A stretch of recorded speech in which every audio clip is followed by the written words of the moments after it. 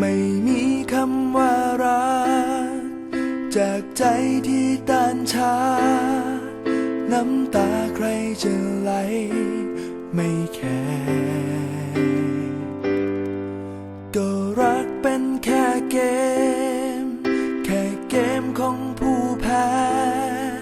หัวใจใครอ่อนแอก็ช้ำไป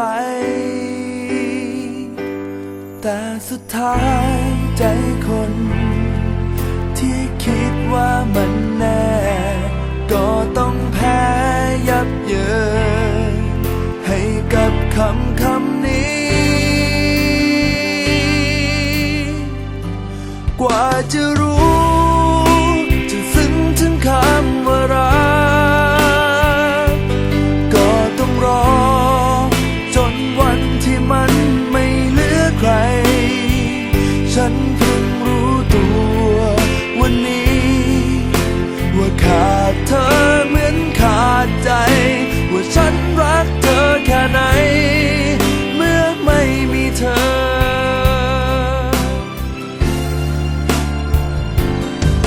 กี่วันที่ผ่านพ้นกี่คนบนเส้นทางไม่มีใครติดค้างคาใจ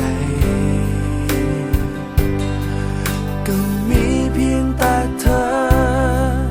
ห่างกันไปตั้งไกลหัวใจยังไม่ไหวคิดถึงเธอฉากสุดท้ายของคนที่คิดว่ามันแน่ก็คือแพ้ยับเยินให้กับเธอคนนี้กว่าจะรู้จะซึ้งถึงคำว่ารักก็ต้องรอจนวันที่มันไม่เหลือใครฉันเพิ่งรู้ตัววันนี้ว่าขาดเธอเหมือนขาดใจว่าฉันรักเธอแค่ไหนเมื่อไม่มีเธอ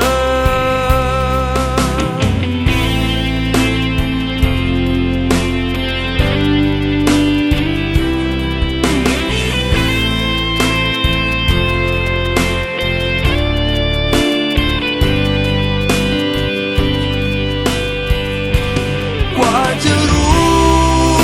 จะซึ้งถึงคำว่ารักก็ต้องรอจนวันที่มันไม่เหลือใครฉันเพิ่งรู้ตัววันนี้ว่าขาดเธอเหมือนขาดใจว่าฉันรักเธอแค่ไหนเมื่อไม่มีเธอว่าชีวิตเลวร้ายแค่ไหนเมื่อไม่มีเธอ